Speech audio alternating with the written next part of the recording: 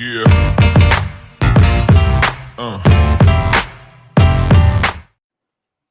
Ooh, I think we're live now. The technology gods were messing with us there. Yeah, Hey, boxing fans around the world, thank you for joining us once again for another episode of the Friday Night Panel featuring Mike Gordon, myself, Graham Boyce. Here we go. We got a good weekend of fights coming your way, which we'll be attending on Sunday, by the way. But tonight we have a bunch of fights going on. Actually, one in particular we're going to talk about, maybe two. I'll leave it up to you. Where are we going to start, Mike? We're starting at in Canada. That's where we're starting. Shawinigan. Quebec, right? Yes. This one's in Quebec. ESPN Plus, December 16th, getting underway right now, starting 7 p.m. Boxing fans, this one's good, man. Reese Region will be treated to a true clash of titans in the finale of this December 16th gala. Magomedov, Arslanbek, talking about this guy before, man, this big heavyweight.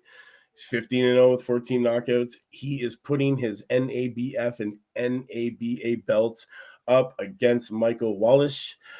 This event, which also features Simon Keane, Stephen Butler, as well as Mary Spencer in her IBO Super Middleweight World Championship fight against none other than Femke Hermans, will be simulcast at 7 p.m. on the Punching Grace Network, as well as on ESPN Plus in the United States, guys.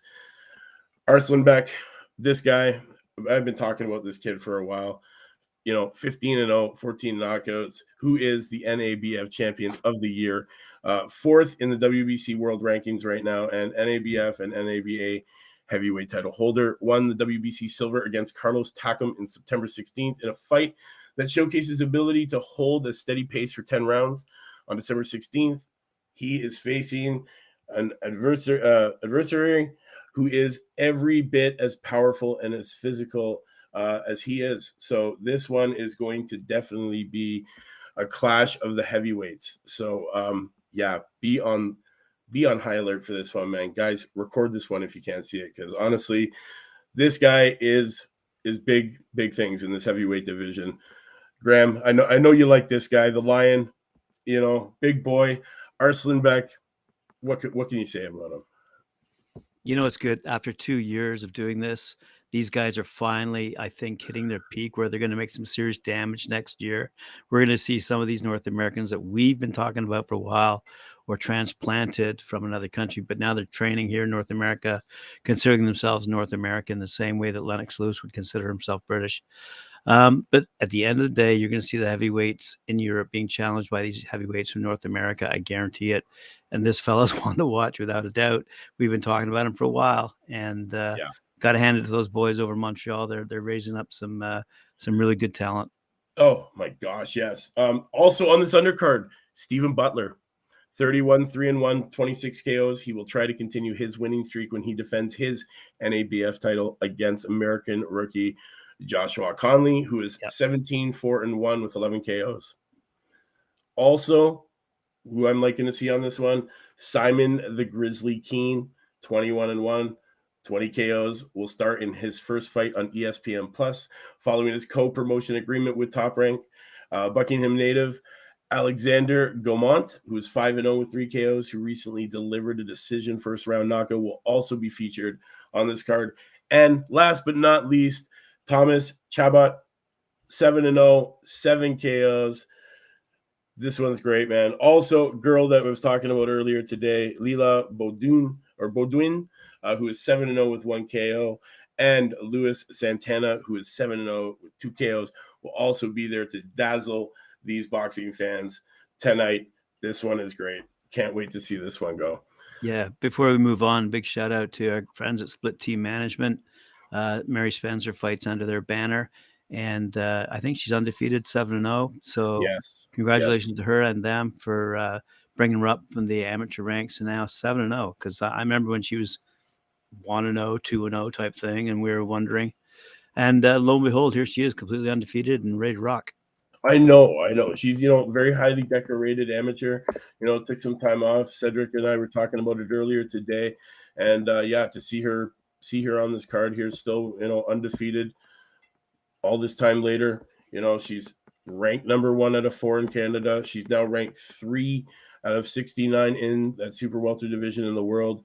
And, you know, 7-0, 5 KOs. So she's finishing these girls, Yep. And you know what? She's going up against Femke Hermans. You know, she's no slouch in the ring either. You know, she's 13-4 in her career. And, you know, this one's for the IBO welter vacant. So, you know, both these girls are going to put it all on the line tonight when they do battle for this prestigious belt. You know, Yep. It's a great one. I can't wait. I can't wait. Yep. Other women fighting, Cecilia Breakhouse, but I'll leave it up to you as to who's going next. What are we talking about Yes. next? Yeah, we're going to talk.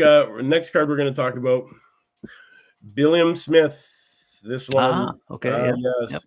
Get ready for an early Christmas gift as cruiserweight hero Chris Billiam Smith comes back to town to headline a cracking boxer card. This one, Saturday, December 17th, live and exclusive in the UK and Ireland on Sky Sports. This one gets underway, guys, 2 p.m. Eastern time. If you can catch on streaming platforms that you guys use, this one actually gets underway with all the undercard action and all the prelims starting about noon Eastern time.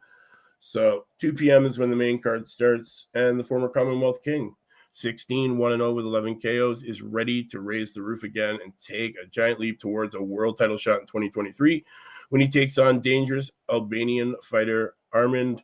I don't even know how to pronounce this guy's last name, Graham. You know what, guys? I try it, but I'm telling you, it's going to be wrong, no matter how I try to say it. Xoxhaj. I don't Oh, know. right. I remember Yeah. Holly Donovan. It fell out of her mouth so perfectly this morning when I was listening to her. I went, "Am I going to be able to pronounce that?" Nope. Because you're Listen, right. The way it's spelled, it just doesn't roll off my tongue very easily. But I even took the name and Googled the pronunciation of it. I did it for a few minutes before we started this, but the minute I look at it now, it's gone. So we're just it's gonna go something with like Hashak or something like that. yeah, sure. Sure. Okay, moving on. Moving on, okay. Yeah, but he's 14-2-0 with 7 KOs. These Albanian fighters, they are dangerous. We've interviewed Rashad Mati, we've followed him. These Albanian guys, they got a great following, very dedicated fighters. They really are dedicated to their craft. And they always have exciting fights. So definitely this one's going to be great. The 20-year-old known as the Bombardier defeated Roman Fras back in May to claim the WBO Intercontinental Cruiserweight title and will head to the South Coast looking to celebrate another major upset. In what could be a late fight of the year contender, British super light heavyweight champion, Super Dan Aziz. Wow, love to see this kid back in action, guys. Yeah. 17-0, 11 KOs, fights experienced world level campaigner Rocky Fielding, who is 30-20 with 17 KOs. Aziz, he displayed his class in September when he outshined Shaq and Pitters in Merseyside, but the Londoner faces arguably the toughest test of his career to date as he looks to protect his flawless record against Liverpool's Fielding, whose only ever defeats have come against Canelo Alvarez and Callum Smith.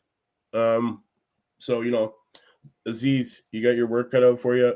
Hopefully, you shine tonight, man. Honestly, I like watching this kid fight. We've been following this guy too ever since turning pro. That's what I love. I love this part of it, Graham. We've been following these guys for years, and now these prospects that I've been putting all these viewers onto over the past couple of years are finally starting to don the televised portions of these events, whether it's a fight night or a pay-per-view. These prospects are now up there in the mix, in the rankings, climbing up these rankings real quick and staying undefeated. I know what I'm talking about, people. You know what I mean? When I tell you to watch somebody, watch them. But also in action on that card, our girl, man, Caroline. sweet Caroline Dubois, 4-0, 3 KOs. The sister of Daniel, made history in October when she knocked out Melina Kolev in front of a sold-out crowd at the O2 in London, watched by a record-breaking 2 million viewers on Sky Sports. The 21-year-old lightweight prodigy has her heart set on winning world titles as she, completes an unforgettable 12 months back in Bournemouth, the scene of her stunning summer stoppage over Happy Dowdy. Fresh from his sensational third round stoppage win over Ross McEwen in Manchester last weekend, rising cruiserweight star Vidal Riley back in action. Another guy that I've been talking about and following since this guy turned pro. He returns as he looks to close out a phenomenal year with yet another highlight reel performance. And Bournemouth's own Lee Cutler, who's 11-1-0 with 7 KOs, will be keen to spread some festive cheer for the local fans in attendance. This one, yeah, this is a great card. I can't wait to see this one. This is another one of these great UK cards that we know they're good at putting on. Boxer never disappoints. They've been getting better and better with all their events, and this is definitely one that you can get behind and watch and know that you're going to have a great time watching this one. So, guys, 2 p.m. starting tomorrow, 12 p.m. if you have the ability to check it out on a streaming platform like we do. There's plenty of them out there to catch all these prelims. But like I said, guys, the future of boxing is already here today. You just got to watch them as they come up through the ranks. These guys that we are talking about are going to be the next 10 years of this sport. So listen to these names, learn them, know them, love them, get behind them. Say that you don't jump on the bandwagon. Say that you've been there since the beginning. And that's why we put these guys out there for you to watch, so that you know them, man. You know them when they're finally on that world stage, sporting that big belt, and you're like, oh, who the hell is Vidal Riley? Or who is this guy, Arslan Bekmambetov? Yo, I told you who they were a long time ago. So, guys, yes, 2:00, it gets underway. Billiam Smith card. This one's going to be good. Caroline Dubois is on it. Definitely one to watch. Then we get into the Golden Boy card. I talked about this. Yep. Raul Curel, this kid got signed to Golden Boy. He is definitely one of these kids that they're getting behind. We profiled him, wrapping up the year with Golden Boy Fight Night, LA Edition Series, one of Golden Boy's top welterweight prospects. The Cougar, he's 11-0 with 9 KOs of Guadalajara, Mexico, will make his main event debut on DAZN as he defends his NABF welterweight title against Douglasville, Georgia's Brad Solomon, who is 29-5 with 9 KOs. This scheduled 10-round scrap will take place Saturday, the Commerce Casino and Hotel, and will be broadcast worldwide live on DAZN beginning at 6 p.m. Pacific time. This kid, Graham, I don't know if you know about him. He had his hopes set on the the Olympics, 2024 Olympics, but decided on his 18th birthday that it was no longer the path that he was going to take, and he ended up signing with Golden Boy. And this is what I'm liking. We had one of our prospects that we follow that we put out there. Kid Austin, Floyd Schofield, another one that just got picked up by Golden Boy, and they really are getting behind their prospects and allowing these guys to headline pay-per-views or fight night events. Just like Kid Austin, he gets signed next month. He's headlining it. This kid, Curel, same thing. He's one of these blue chip prospects that Golden Boy is getting behind, and they're putting all their eggs in his basket as he headlines up this wonderful fight card that gets underway. Guys, you talk about these young and up-and-comers. This card is full of them. So definitely check this one out. Like I said, this one starts 6 p.m. Eastern time. You can check it on DAZN. There's lots of good fights on this card.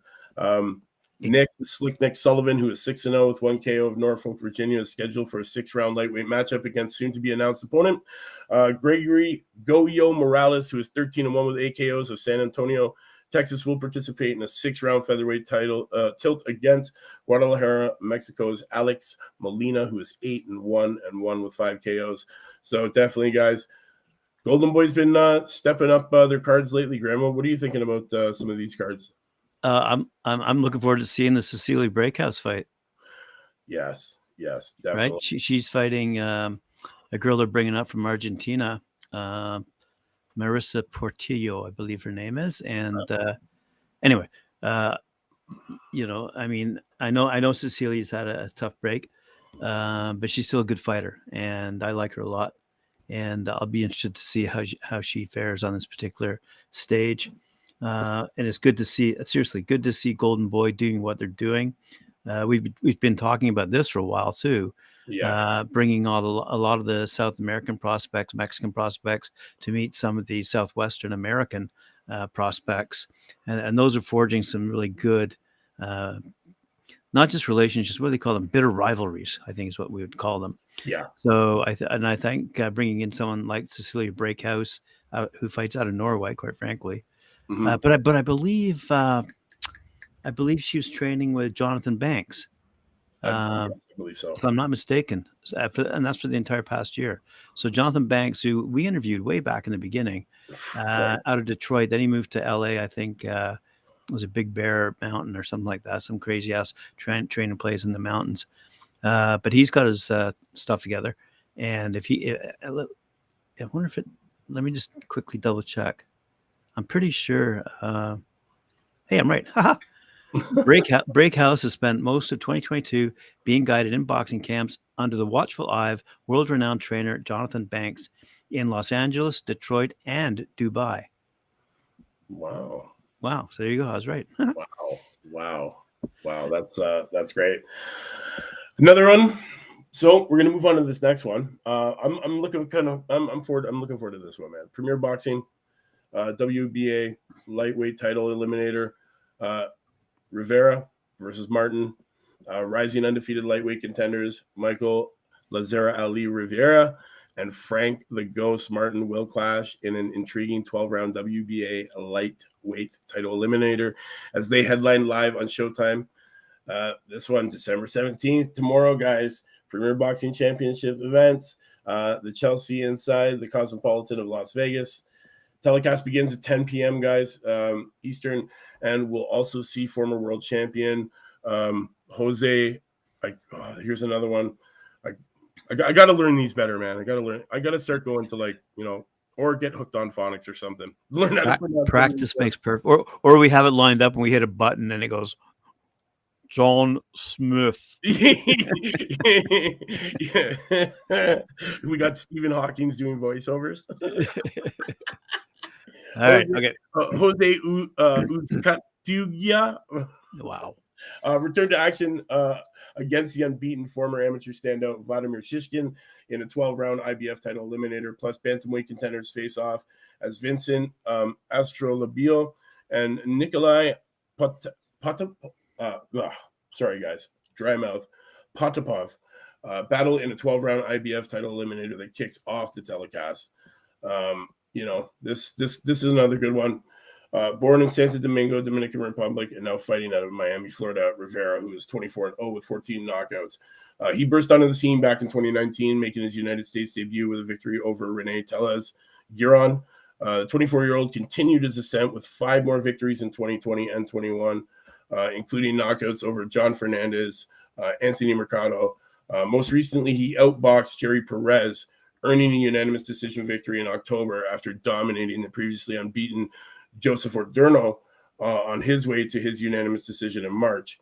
Then 27-year-old Martin, who is 16-0 right now with 12 KOs, ascended the lightweight rankings in 2021 with a pair of impressive victories before delivering a New Year's Day KO over veteran Romero Duno. So if you guys remember that one, I know I remember that one. In April of 2021, Martin knocked out previously unbeaten Jerry Perez in a dominating performance before earning a unanimous decision over Ryan Kilswicki in August. And then he produced a methodical destruction of Jackson Martinez in July when he stopped him in the 10th round, showing the skill set that has made him one of the most highly touted contenders at lightweight. Originally from Indianapolis, Martin now trains in the Dallas area under guidance of Derek James alongside his promoter and unified welterweight champion Earl Spence Jr. So, yeah, guys, I know people have been sleeping on this kid, man. Frank Martin. I definitely like the way this kid, conducts himself in the ring. He's undefeated. I think he's slept on. I think a lot of people sleep on him. They're not really too worried about this kid coming up through the ranks, but definitely he is one to watch out for. Very exciting fighter. Uh, he's just one of these guys, and definitely, I think he's going to come through with this victory tomorrow. So definitely a card that I'm going to be watching, guys. We're going to love it. You're going to love it. Also in the card, born in Venezuela and fighting out of Tijuana, Mexico, who's cut two, the one that I couldn't pronounce, who's, I don't even know. I'm not even going to try. He's 34. It's 32-4, 27 KOs, captured a 168-pound world title in March of 2018 by stopping veteran contender Andre Durrell after 8 rounds. I don't know if you remember that one, Graham. I think we were watching it together, honestly. Yep. 31-year-old put himself in position to fight for a title with 4 straight stoppage victories from 2015 through 2016, including a win over the unbeaten Julius Jackson. Since losing the title to unbeaten champion Caleb Plant in January of 2019, he has rebounded to win 4 of his last 5 fights, including most recently knocking out Felipe Romero in May. So now fighting out of the resurgent Detroit boxing scene under the guidance of renowned Sugar Hill Stewart, Shishkin, who is 13-0 with 8 KOs, is a Russian native who turned pro in 2016 following a prolific amateur career.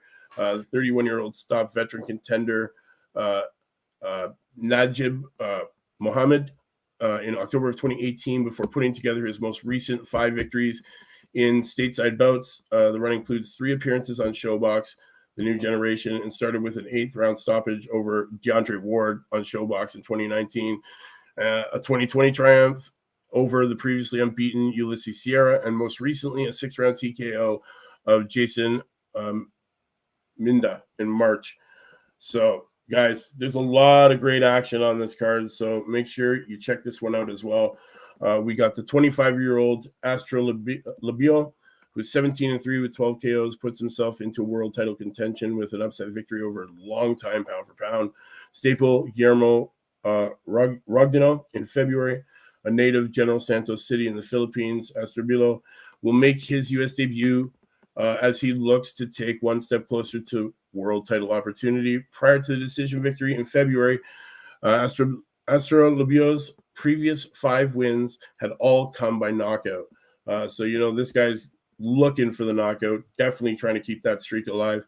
And Potapov, who is 23-2 and 1 with 11 KOs, has held his current training camp in Miami as he is co-trained by John David Jackson while he too looks to solidify his shot at a world title. The Russian native enters the fight on a 3-belt win streak following a narrow decision loss to Josh Greer in July of 2019. The 32-year-old turned pro in 2010 and was unbeaten until 2016 draw against fellow contender Stephen Young. So lots of good action on this card, guys. This one gets underway 10 p.m. Eastern time. Show Boxing Championships. They're really starting to do it up. This kid, Frank Martin, definitely one to watch. Graham, I know you're going to be watching it. What are your thoughts on this one? I haven't been following that one. No. You haven't been following Frank Martin at all? Not that I haven't been following Frank Martin. No, the Las Vegas fight you just mentioned, that card, I completely missed it this week. I've been mentioning a lot of fights going on around the world, but that one completely escaped me. Yeah, Sorry, fans. Yeah, there's always tons of fights. There's the ones that are televised or the ones that are not. But it's unfortunate that we can't watch them all. I try to, trust me, guys. I try. I watch multiple fights. I usually got 3 different screens going at the same time with 3 different fights. It gets a little tedious and tiring, but I love it, and I do it so you guys don't have to. And honestly, we got another one. This one, Stockton Memorial Civic Auditorium, Madeira, Zepeda, Fight Hype, December 17th. This one gets underway at 9 p.m. Eastern time. This one, Toscano Boxing Promotions returns as middleweight warrior Castillo Madeira, who's 13-3 with 9 KOs, takes on Hector Manuel Zepeda, who is 21-5 with 7 KOs in an 8-round main event at the Stockton Memorial Civic Auditorium in Stockton, California. The fight will headline a full card of action that will be streamed live on Fight Hype. Guys, if you've never heard of them, check them out. with less than 2 weeks to go. Well, less than 2 weeks to go until fight night. Let's talk. It's tomorrow. Madeira is beginning to enter the last stages of camp as he emphasized his plans to engage in a toe-to-toe battle against Cepeda. So this one's going to be great. In the co-main event of this card, Manuel James, who is 12-1-1 with 10 KOs of Stockton, California, will look to bounce back from his only loss in an 8-round lightweight battle against Ricardo Lopez Torres, who is 16-5-3, 11 KOs of Tijuana, Mexico. The following undercard belts are also scheduled to take place. Arturo Popka, who is 5-0-1 with 4 KOs of Riverside, California, will take on Alexis De Luna, who is 10-0 with 5 KOs of Bakersfield, California, in a 6-round battle between undefeated featherweight prospects. Hector Madeira, who is 10-0 with 6 KOs of Stockton, California, will put his undefeated record on the line in a 6-round welterweight battle against Alejandro Frias, who's 13-8 with 6 KOs. This guy out of Nayarit, Mexico. And here's a prospect you guys got to watch, man. I've been following this guy, talk to him on a regular basis. Giovanni King Gio Gonzalez, another Stockton, California native. He is 15-6-1 with 12 KOs. Will clash against Marco Cadernas, who is 8-7-1 with 4 KOs of Salem, Oregon, and a 6-round lightweight belt. Definitely got to check this one out. Giovanni, great, exciting fighter to watch. One of these proteges who have been named on Celebrity Making of a Champion, actually, Giovanni Gonzalez. So definitely watch out for King Gio. Definitely exciting to watch. Never has a non-exciting fight. He's not a boring guy to watch at all. Definitely leaves it all in the ring, puts it all, good heart. So this card, can't wait. Super excited for this one. I'm always excited to watch these great fights. Keith Lopez, 6-0, 3 KOs of California, returns in a 4-round super middleweight title against Brian Martinez, who's 2-2 with 1 KO. And Irving Izu, I don't even know. Another kid here, Jesus Artur Guzman, who is 8-8 with 5 KOs. Super bantamweight fight is taking on Irvin. I don't even know how to pronounce this one either, man. It's so bad. Xilohua.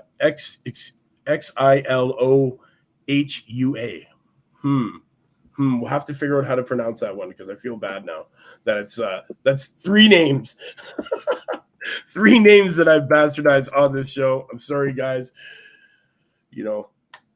And then last but not least, we got to talk about Sunday's card, which we will be in attendance for. I can't wait. Rebel Entertainment Complex, Toronto, Canada. We're media. We're media for this one. This one's going to be great. Our girl Amanda Gali fighting here. Last fight she was in, we were ringside for as well, and she broke her hand. So she's coming back after healing after that injury. So definitely shout out to Amanda Gali, who definitely shows that she's a true warrior in this game and is really representing really well for women in this fight game. She broke her hand early in that fight. I believe it was in the beginning of the 2nd round, and she went the distance and she battled through. And she got the draw, remains undefeated. Yeah, she got the draw, remains undefeated. I can't wait to see her back in action. Guys, super bantamweight. She's ranked number 1 in Canada right now. She's 19th out of 170 in the world from Mississauga, Ontario. Amanda Gali taking on Alina Martinez, who is 6-4-0 in an 8-round scheduled bout. I can't wait. This one's great. I can't. Headlining this one, Joshua Lupia and Leonardo Tyner. Lupia, we had him on after his wonderful stoppage last time we were out at Rebel Nightclub. We had him come in for an interview. He was looking really good. He's 8-0, looking to keep that undefeated, taking on Leonardo Tyner, who is 35-16-2. So definitely, Lupia, you're stepping it up. This guy's got a ton of ring experience. This is a great welterweight bout, guys. We will be ringside for this. We will be bringing you great content. So make sure you check in on Sunday. to see us update all this great fight that's going to be going on. I'm looking forward to the Irishman they're bringing in. Hey, Yes, right? yes, our man Lee Reeves. Lee Reeves, yep. Lee Reeves, yes, 9-1 with 6 KOs. He's ranked 5 out of 11 in that super light in Ireland, 308th out of 2,107 in the world. 27-year-old from Limerick, Ireland, 5'11 southpaw. Love these Irish guys, man. He's taking on Lerone White, who is 6-5-1. Yeah, love that they brought this kid in. I know he's a banger. I know he's not going to disappoint. He's going to represent great for Ireland. Also, He's done so well in his career so far yeah, that Tyson Fury himself has said he will be the next great Irish boxer. really, Yep, really. yep. Google it. Well, Truth, facts. well, that's these Irish guys, man. As long as you keep them out of the bar. That's just a stereotype, people. We're not all drunks. Right. Right. Well, yeah. So, guys, make sure you stay tuned and check in on Sunday. I guess we will be postponing our knockout of the week till Monday because Well, unless one happens before our very eyes. it's actually it happened at the last event, man. It happened at the last event, and I'm not gonna lie, we did get splattered with blood at ringside. Yeah, that was a great fight. Definitely, we will be ringside, hopefully for a knockout of the week. We did have a knockout of the week. Not the last one, the one before that. In that main event, we did get a wonderful knockout of the week there. We've been having some great success with some knockouts at Rebel Entertainment. I don't know if it's the atmosphere. I don't know if it's that Toronto skyline in the background, that beautiful skyline that we have up here in Canada in Toronto that makes all these other cities jealous. It must be. And the wonderful event center, Rebel Entertainment Complex, which I must say for an event center and for boxing is doing great things. What a wonderful place that they use. It's a great setup, very, very well put together production. Seating is great. Not a bad seat in the house. Just a great show, and I can't wait to be part of it again.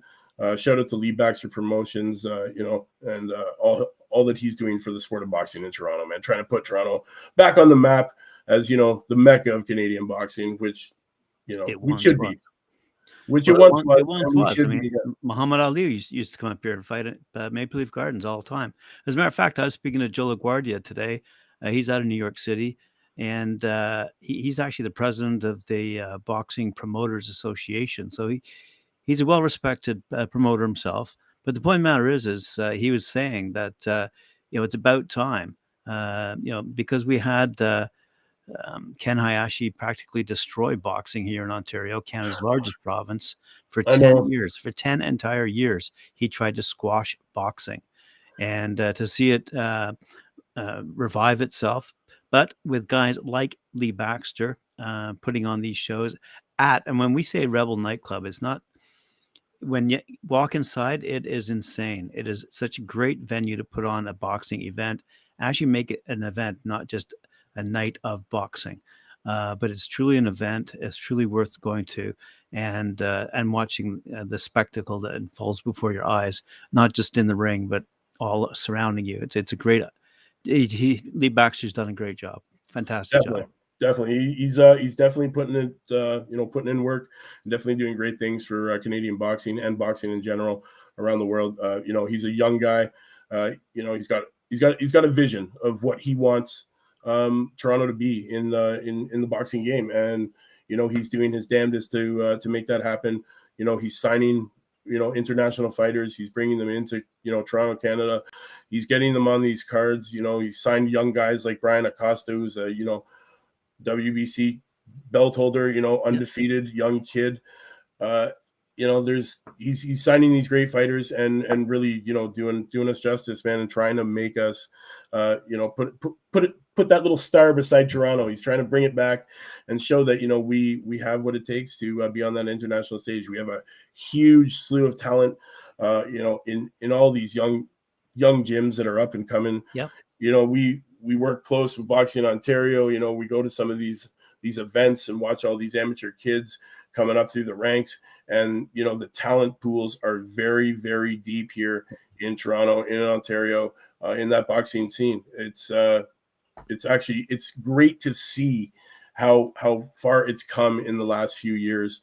You know, something that 15 years ago was trumped completely by, you know, UFC coming in here in 2006 for the first time being allowed, really put a dent in the boxing scene.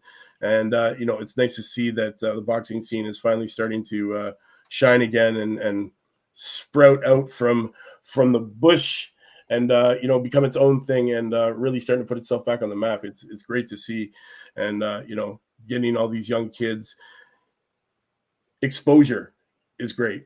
You And know, without a doubt, and what is happening actually is all those boxers who would have probably done very, very well on a global level are now of that age where they truly can't compete for championships anymore. But what they're doing is they're giving back to community. And as you're saying, these great gyms are sprouting up right across. And this is a huge city and a lot bigger than an American city by typical geographic and demographic size. So, you know, we're within a year, I'd say we're going to rate right up there among the top 10 of boxing cities because of the talent that is at our foundation, but also the talent of the trainers and the gym owners, the putting forward the energy and the effort to make our fighters great fighters and be able to compete, as did Lennox Lewis for Canada, who won the gold at the Olympics for Canada. Hey, Carl, that one's for you. All right. Yeah, honestly, you know what? Shout out to Boxing Ontario doing their Yeah. best to really repair the damages of Ken Hayashi and the crap that he pulled. I was actually reading about that the other day, Graham, and I was trying to explain to somebody what he had done. You know, he made it almost impossible for events to take place. You know, pushing the fact that he was such a safety advocate, but yet weigh-ins would happen the morning of the fight, not allowing fighters to have enough time to rehydrate before their events, not having doctors ringside after the fights, you know, things like that. Like you're such an advocate for safety, but yet you have no safety in the works, and Right. you know, and all these hidden fees and all these last minute rules and regulations. He Right. just made it hard for events to happen in Ontario. You know, some of these small promoters actually went out of business because of events like that. You know, one example, I won't say too many names. I'll just mention there was a gentleman that had an event. He wouldn't, Ken Hayashi wouldn't approve a couple of these fighters to fight. And it was 4 days before the event, which didn't give this promoter enough time to fill the card with replacement fighters. And, you know, he ended up going bankrupting his company, losing 40 grand just on that one event. And, you know, that's what we had from this commissioner who was supposed to be helping boxing in Ontario, instead, you know, doing everything to derail any sort of event that was happening. And now I'm glad that that's all gone. Yeah, And us too. I mean, if you think about it, he was allowing kickboxing and karate championships and allowing the UFC, allowing pseudo wrestling, whatever they call it, to come in. The point matter is all these other combat sports are allowed to compete and compete effectively. But for some reason, he had a hard on for boxing, and he wouldn't allow boxers truly to compete professionally. And I don't know right, why, because right, Toronto used to be a true mecca for professional. Look at George Chuvalo coming out of Toronto, you know, for example, back in the day. right. And the fights that used to come out of Maple Leaf Gardens, I think every Saturday, if I'm not mistaken, before the hockey game, there was, well, at the hockey game, the fights always broke out. The hockey game was just the extension of the main card. But yeah, The good old days with Probert. yeah, we know we Canadians, we enjoy our fights, and you know, whether it's at a hockey game or in the ring. At the end of the day, though, Ken Hayashi really messed things up for Yeah, boxers he really buggered it up, for a man. full on decade, and Yeah, it's really sad story. But because of Lee Baxter and guys like Lee Baxter, yeah. not only The in other the one, amateur but on the you were professional shouting level now, he's Tyler bringing Buxton. guys in. Tyler Buxton, another one of United Boxing Yep. Promotions. Yep. Camille of Eye of the Tiger out of Montreal. Yep. All these Canadian promoters are really starting to grow legs and sprout, and they're Yep. really starting to come into their own, putting on great events around Ontario, all through Canada. It's about time. We've been slept on for long enough. It's time for us to wake up and show the world what Toronto and Canada has when it comes to boxing. Man, we got a lot of great fighters that because of opportunities here or because of the lack of opportunities here end up leaving Toronto. Right? Like shout out to Kareem Hackett. There's one. Great Canadian guy coming up through the ranks, undefeated. His career has found him down in Mexico fighting there because it's the way to stay busy, way to get fights. It's unfortunate. We are rebuilding the boxing structure here, and it's going to take some time, but it's nice to see that we got these young promoters, like Lee Baxter, doing these things and really represent for Toronto. It's great. And the impact of technology and platforms like ours that are helping to promote the promoters. That's right. All right, let's have a quick think here. If there's no more shows, there's just one other thing I wanted to add, and that is the controversy that's brewing over Terence Crawford's victory last week because of his gloves. Have you heard about this? No, I got to hear. So this is interesting, kind of interesting. Well, okay. So the before I think it was a fifth round, I think, because I think he knocked him on the sixth. So I think in the fifth round, the referee noticed that Terence Crawford's gloves were basically falling apart. They were losing some of their padding.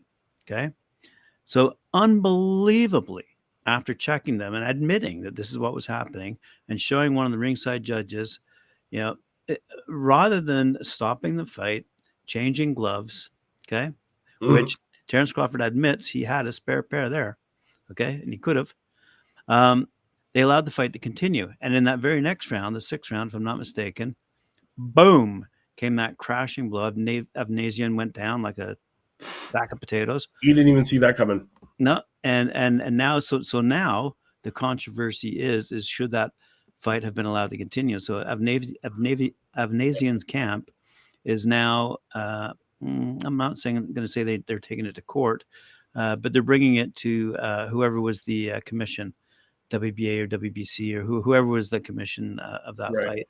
Everlast has accepted responsibility for it, though. They have accepted responsibility for the glove malfunctioning during the sixth round knockout over Avnesian, saying the issue was not the fault of Crawford and his camp, but due to a batch of defective leather. So, yeah. The right thumb appeared to be exposed at the seams. It's common practice for the commission officials to approve and seal two pairs, but Crawford was allowed to proceed with the gloves. Moments later, he scored that spectacular knockout. So was it unfair for him to continue the fight using a defective pair of gloves? Probably not. No. So anyway, yeah, it'll be interesting to see what happens. Like what that decision. I don't know what they can decide.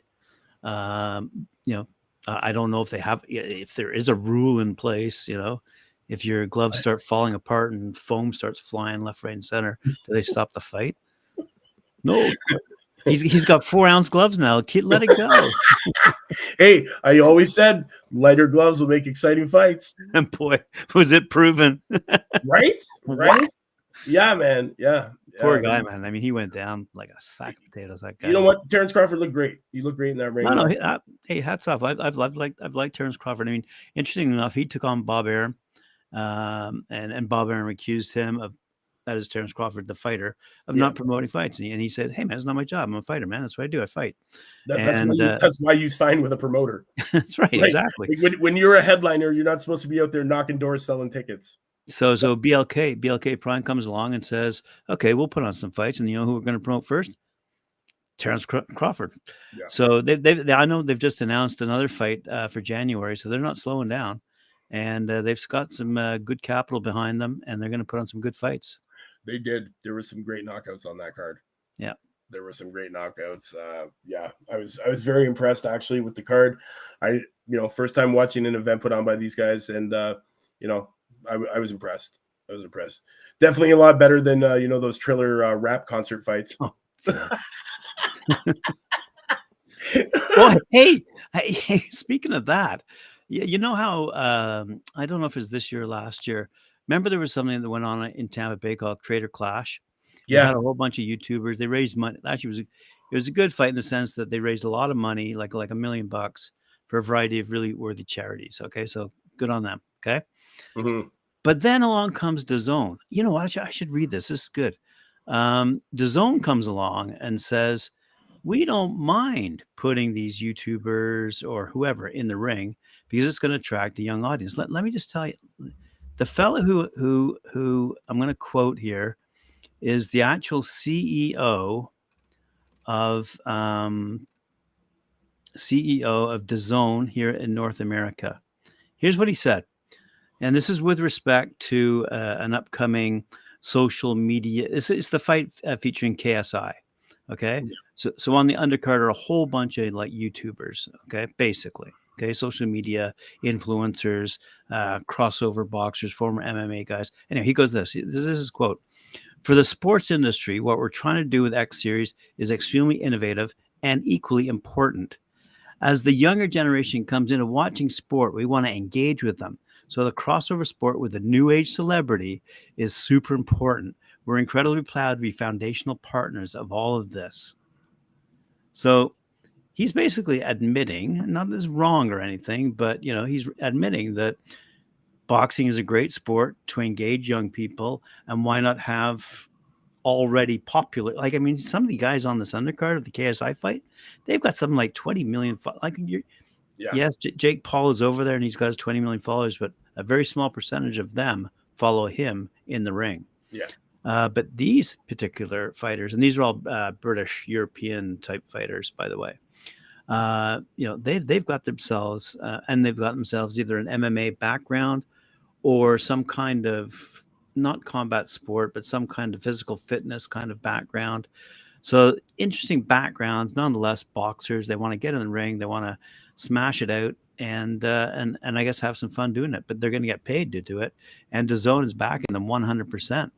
And I'm not going to say hats off, really appreciate it, but it is an interesting way of how it's an interesting pivot, if you will, for the boxing industry in this day and age to take advantage, because we were just talking about technology and how we were helping, our own platform was helping promoters promote. But here's another example where you've got DAZN, a huge global company, who are looking to put on these fights. They're looking for, I'm going to call them oddballs, but actually, I'm not far off, because the company that's promoting this fight is called Misfits Boxing. So, so, so they may be misfits, but they've got millions of followers. They're probably going to make a lot of money. And I also hope, and now it's not been said, but I hope they too are putting some of their money that's being made towards charities and foundations. I kind of doubt it. Because that Creator Clash kind of set the bell, if you will, and I'm not really sure these guys over there are doing it for shits and giggles. I think they're really doing it for the purse. Right. Anyway, just thought I'd bring that up. Forget where we're at in our conversation there, but anyway, that's pretty much it. That's all right. That's Oh pretty yeah, much we are it.